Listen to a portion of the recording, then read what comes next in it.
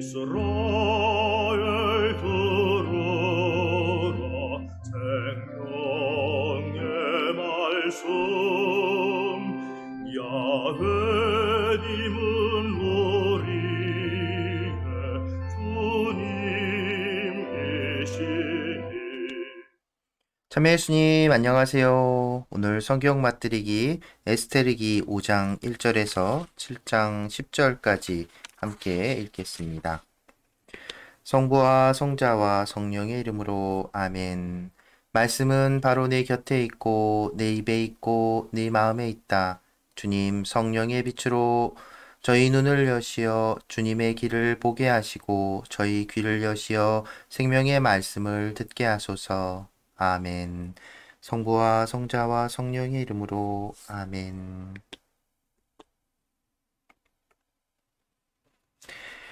에스테르가 임금 앞에 나아가다. 사흘째 되는 날 에스테르는 왕비의 정장을 하고서 왕궁을 마주보고 그 앞뜰에 섰다. 임금은 궁궐안 왕좌의 대문을 마주하고 앉아 있었다.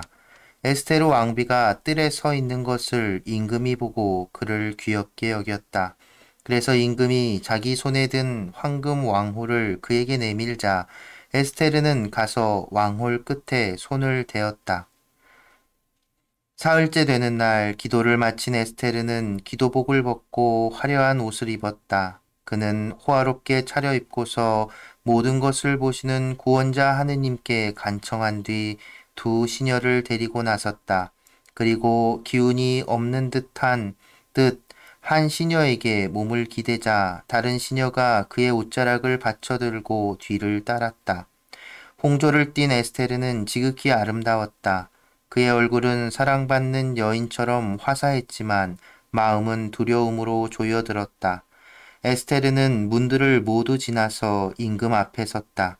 임금은 온통 금과 보석으로 번쩍이는 어이로 성장하고 자기 왕국의 왕좌에 앉아 있었는데 그는 보기에도 두려운 모습이었다.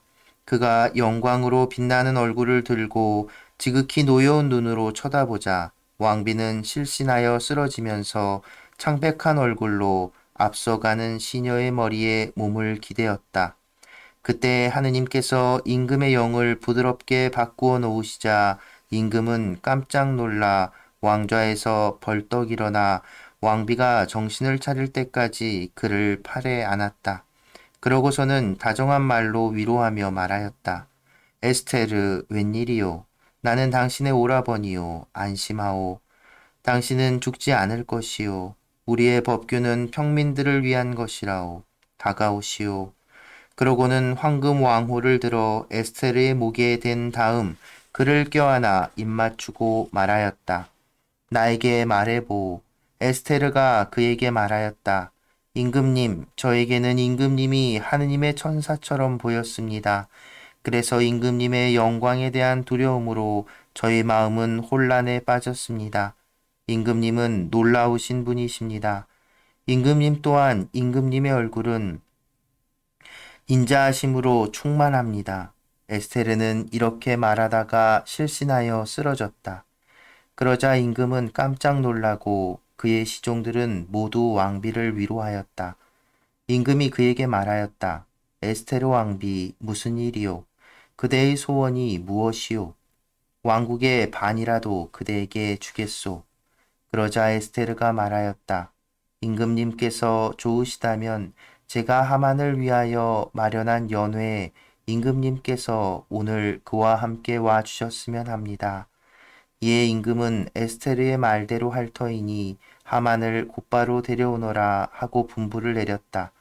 이렇게 해서 임금과 하만은 에스테르가 마련한 연회에 참석하게 되었다. 술을 마시면서 임금이 에스테르에게 말하였다. 그대의 소청이 무엇이요? 그대에게 그대로 이루어질 것이요. 그대의 소원이 무엇이요? 왕국의 반이라도 그대에게 주겠소. 에스테르가 대답하였다. 저의 소청과 저의 소원을 말하라 하십니까? 제가 임금님의 눈에 들어 임금님께서 기꺼이 저의 소청을 들어주시고 저의 소원을 이루어 주시겠다면 제가 마련하는 연회에 임금님께서 하만과 함께 다시 와주셨으면 합니다. 그러면 내일 임금님의 분부대로 하겠습니다. 교만한 하만이 복수심에 불타다. 그날 하만은 기쁘고 흐뭇한 마음으로 자리를 물러나왔다. 그런데 하만이 궁궐 대문에서 모르도카이를 보았는데도 그가 자기 앞에서 일어서지도 않고 경의도 표하지 않자 하만은 모르도카이에 대한 노기로 가득 찼다. 그러나 하만은 꾹 참고 집에 돌아가 친구들과 자기 아내 제레스를 불러오게 하였다. 하만은 그들에게 자기의 막대한 재산과 자식이 많은 것을 자랑하고 임금이 자기를 영예롭게 해준 모든 것이며 임금의 모든 대신과 시종들보다 높은 지위에 올려준 것을 자랑스레 이야기하였다. 그리고 덧붙여 말하였다.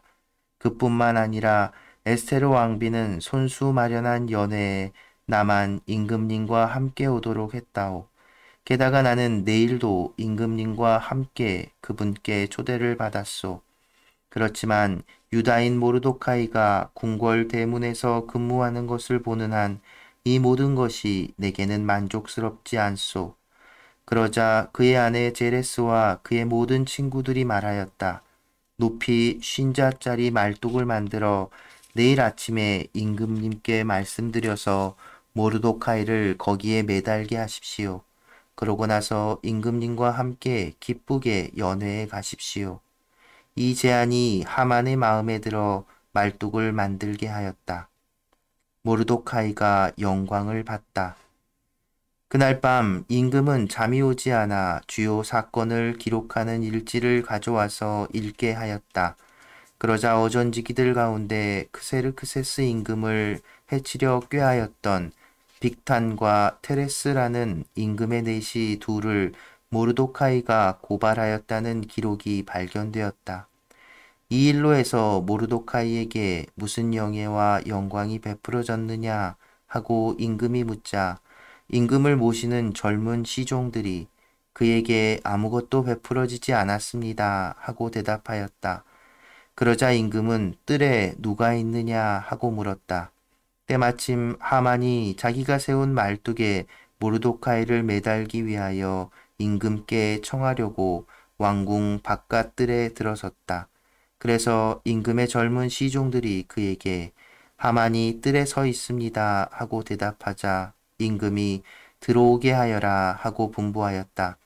하만이 들어서자 임금이 그에게 임금이 영예롭게 하고자 하는 사람에게 무엇을 베풀어야 하겠소?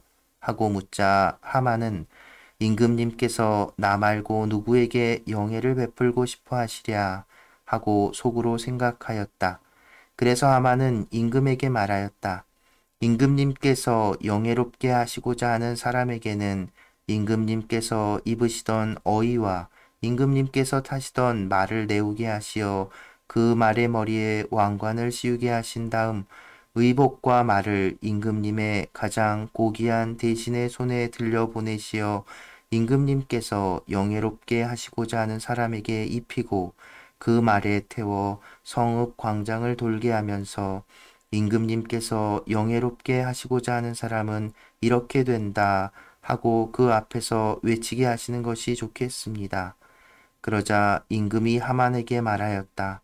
그대가 말한 대로 어서 그 의복과 말을 내어다가 궁궐 대문에서 근무하는 유다인 모르도카이에게 그렇게 실행하시오. 그대가 말한 것 가운데에서 하나도 빠뜨리지 마시오. 그래서 하만은 그 의복과 말을 내어다가 모르도카이에게 의복을 입히고 그를 말에 태워 성읍 광장을 돌게 하면서 임금님께서 영예롭게 하시고자 하는 사람은 이렇게 된다 하고 그 앞에서 외쳤다.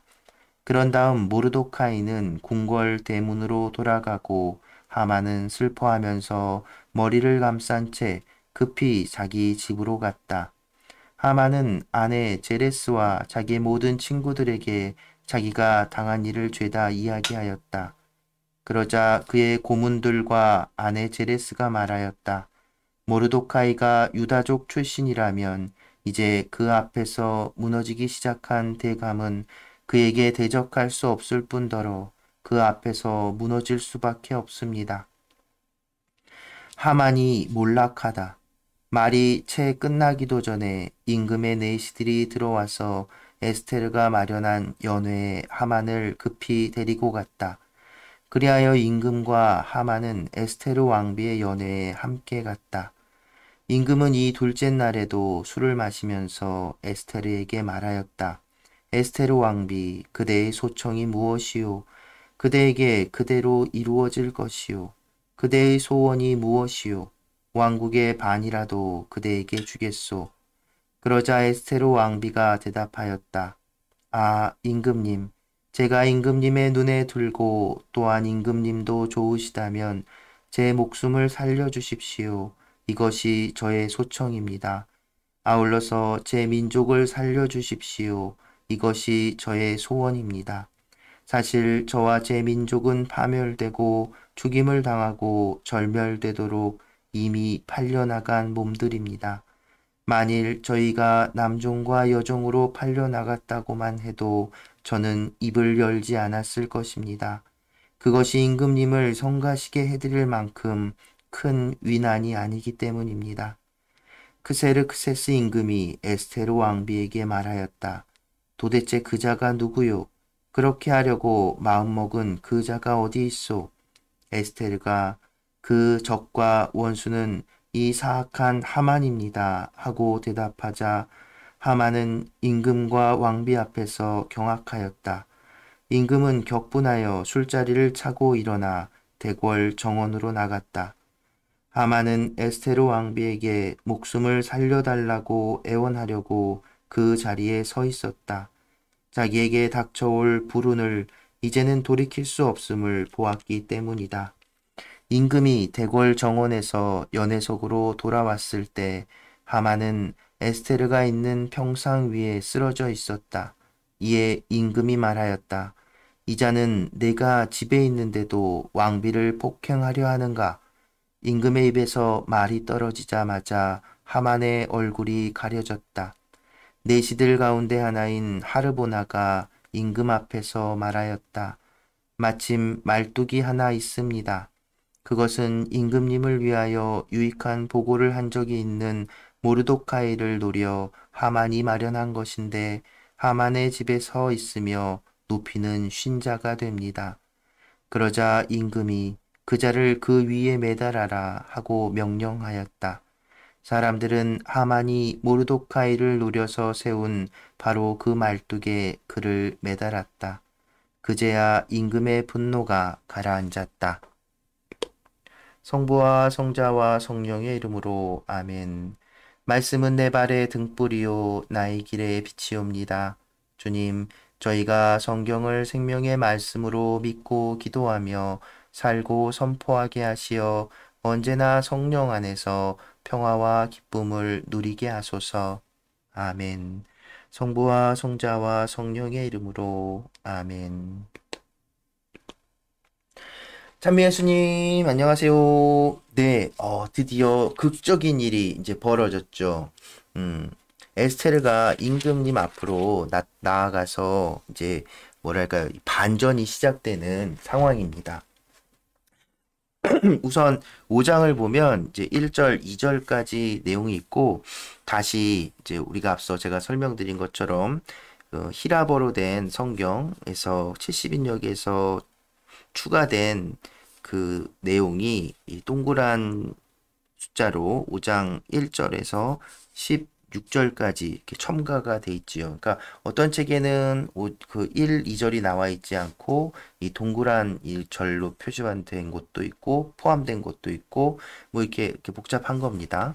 어쨌든 이게 후대에 그리스말 번역본에서만 발견되는 내용이라는 거죠. 그래서 앞부분에 그 중복되는 내용이 있기는 하지만 이 히라버로 쓰여진 그 내용에서 그 히브리어 성경에서는 좀 더 단순하게 간단하게 정말 두 절 만에 에스테르가 임금 앞에 나선 이야기를 딱 깔끔 마무리하는데 그 그리스 말 성경에서는 그것을 좀 더 자세하게 이렇게 풀어서 설명을 하지요. 그리고 특별히 또 앞서 말씀드린 것처럼 히브리어로 쓰여진 부분에서는 이 일들이 이루어지는데 하느님의 직접적인 개입이나 하느님에 대한 언급이 잘 나타나지 않아요. 그런데 그래서 모든 일들이 지금 이후로 오늘 일어난 일들만 해도 막 우연히 쫙쫙쫙쫙 겹쳐서 일어나잖아요. 그런데 이제 히라보로 첨가된 부분에서는 분명하게 하느님께서 개입하시는 내용이 나옵니다. 그 삽입절 5장 이제 8절 부분 1하고 동그라미 8 돼 있는 걸 보면 그때 하느님께서 임금의 영을 부드럽게 바꿔 놓으시자 임금은 깜짝 놀라 왕좌에서 벌떡 일어나 왕비가 정신 차릴 때까지 그를 팔에 안았다라고 표현하죠. 네. 이런 표현들은 여러분 익숙하시죠? 하나님께서 누군가의 마음을 이렇게 움직이고, 뭐, 심장을 이렇게 딱딱하게 굳히시기도 하고, 이집트 왕들은 마음을 굳혀가지고, 청을 들어주지 않도록, 예, 백성들이, 모세의 제안을 받아들이지 않도록 하게 만들고, 그래서 이제 역사가 이루어지게 했다는 그런 표현들 모세오경에서 보신 거 기억하시죠? 마찬가지인 겁니다. 바로 이제 그런 것들을 이제 내용을 이 그리스 말로 번역할 때는 이제 좀 더 자세히 설명하고 부연한 겁니다. 여기서 이제 우리가 성서 주석학에서 이건 뭐 우리가 꼭 알아야 될 건 아니지만 주석학에서 이제 이그 이야기, 이제 그것을 텍스트라고 하는데요.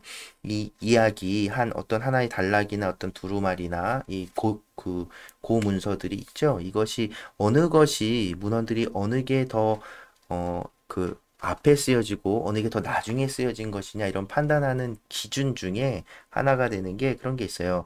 조금 더 짧고 단순한 게 먼저 쓰여졌다. 그리고 또 길고 설명이 많이 붙어 있는 건 후대에 쓰여진 것이다라는 이게 이제 뭐 정답은 아니지만 그런 시대 구분을 이렇게 평가하고 판단할 때 그런 기준들을 가지고 있기도 합니다. 그 기준에도 보면 이게 부합하지요. 그리스 말로 번역하면서는 이 우연히 계속 겹쳐지는 이 사건들에 이제 하느님의 어떤 개입을 이렇게 좀 친절하게 설명하고 이 내용들을 좀 더 풀어서 이야기를 이렇게 설명하고 있는 듯한 느낌이 드는 것이죠. 그런 것들 보면 이제 우리가 사복음서도 보면 마르코, 마테오, 루카, 요한 이렇게 있죠.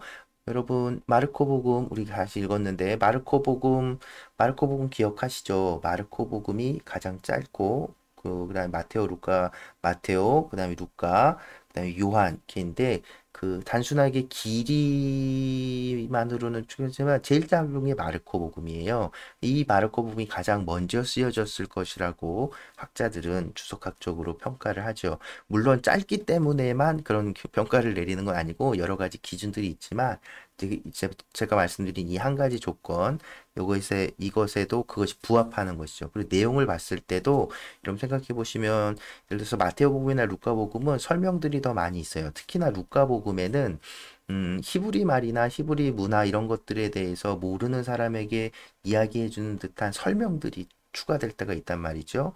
그러니까 뭐 히브리 말을 써놓고 그것은 무슨 뜻이다라고 이렇게 설명하는 부분들. 이제 마르코 복음에는 그런 게 없어요. 그러니까 내용이 더 단순하죠. 그래서 이제 마르코 복음이 더 먼저 쓰여진 문헌일 것이다라고 추측해 볼 수 있는 거죠. 여러분 성경을 보면서 이제 그런 것들 이제 또 상식으로 이제 이렇게 알고 계시면 또 재미나게 보실 수 있지 않을까 생각해 봅니다. 네, 어찌됐든 그래서 에스테르가 이제 임금님 앞에 나섰고 정말 목숨을 걸고 나섰지만 다행히 이 5장 70인역에서 첨가한 부분에 따르면 하느님께서 이미 그 임금의 마음을 이렇게 부드럽게 해주셔서 죽지 않고, 그러니까 이미 이 에스테르의 기도는 하나님께 닿았다라고 말할 수 있는 것이죠. 그럼 이 이후는 뭐 볼 필요도 없는 것이죠. 그런데 이제 에스테르기에서는 이것을 이제 후대에 첨가된 부분에서는 이것들이 좀 이렇게 드러나지만 실제 히브리어로 된 본문에서는 그것을 이렇게 표면적으로 드러내지 않는다고 말씀드렸잖아요. 그래서 우연히 우연히 이런 사건들이 쫙쫙 딱딱딱 맞아떨어지게 일어난다는 겁니다. 그런데 그것이 그럼 그 세상 사는 게 우연으로 다 이렇게 해결되고 해소된다라고 말하는 거냐? 그냥 아니라는 것이죠. 바로 그런 나중에 이제 보면 그 당시에는 이렇게 우연히 겹친 듯한 그 모든 것들 안에 하느님께서 역사하시고 개입하시고 활동하신다는 것을 이 에스테르기는 이야기하고 싶은 겁니다. 곧 신명기의 역사서부터 쭉 이어온 이스라엘 사람들이 하느님께 가졌던 그 신앙, 역사를 움직이시는 분은 하느님이시다. 이 시간을 지배하시는 분은 바로 하느님이시다라는 것이죠. 이게 유배를 겪은 이스라엘 민족이 가장 크게 마음에 새겼던, 그래서 어떤 국가나 어떤 왕, 정치, 이런 것들로 자기들의 어떤 구원이나 이것이 이루어지지 않는다고 생각하게 된 거예요. 그래서 그들은 디아스포라에서 나라도 없이 또 왕도 없이 그 정체성을 유지하면서 오늘날까지도 이룰 수 있었던 어떤 근본이라고도 할 수 있을 겁니다.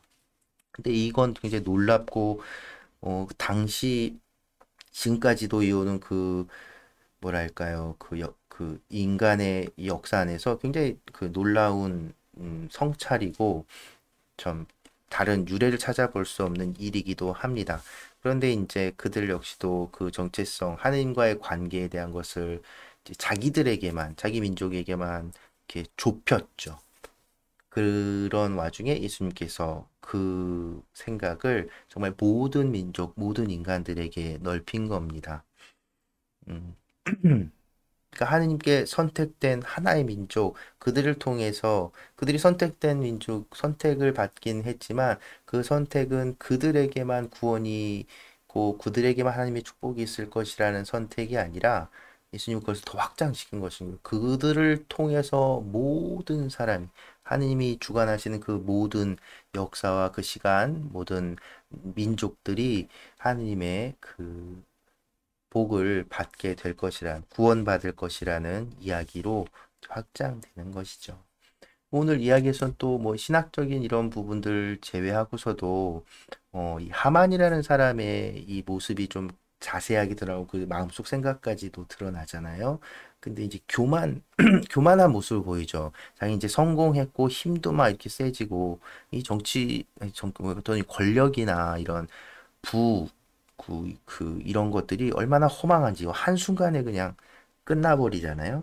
어쨌든 그러면서도 이 사람이 재미난 것은 이게 뭐랄까 이게 지혜 문학이고 어떤 사람들에게 삶의 지혜를 주는 내용으로도 읽혀질 수 있는 것이 바로 하만이 자기 생각과 자기 꾀와 뭐 자기 어떤 교만함 그것 그대로 다 자기가 돌려받죠.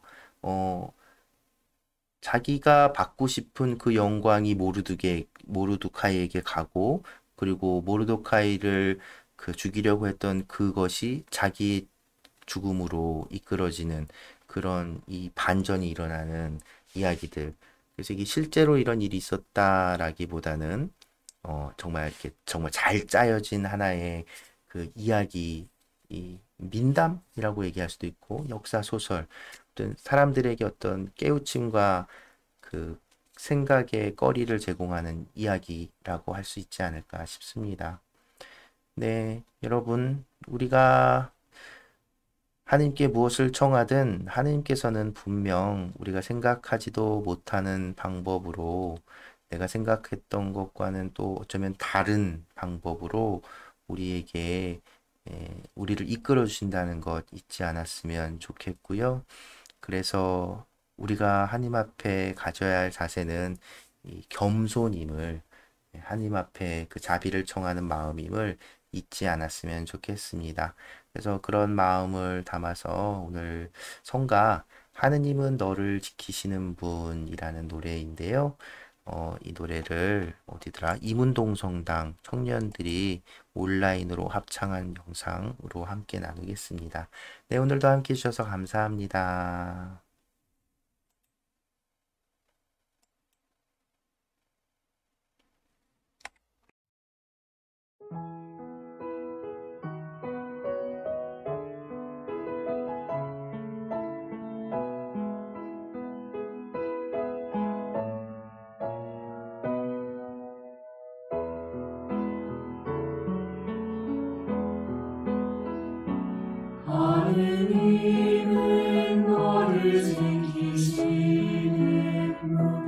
너의 올편에 그늘 되시니 낮의 해와 밤의 달도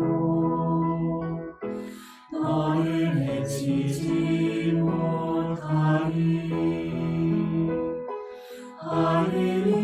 하느님은 너를 지키시는 분 너의 아픔을 낫게 하시니 주님 너를 지키시리라.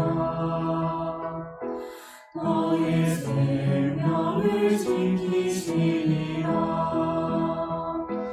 눈을 들어 산을 보라. 너의 도움 어디서 오나. 천지 지으신 너를 만드신 하느님께로다.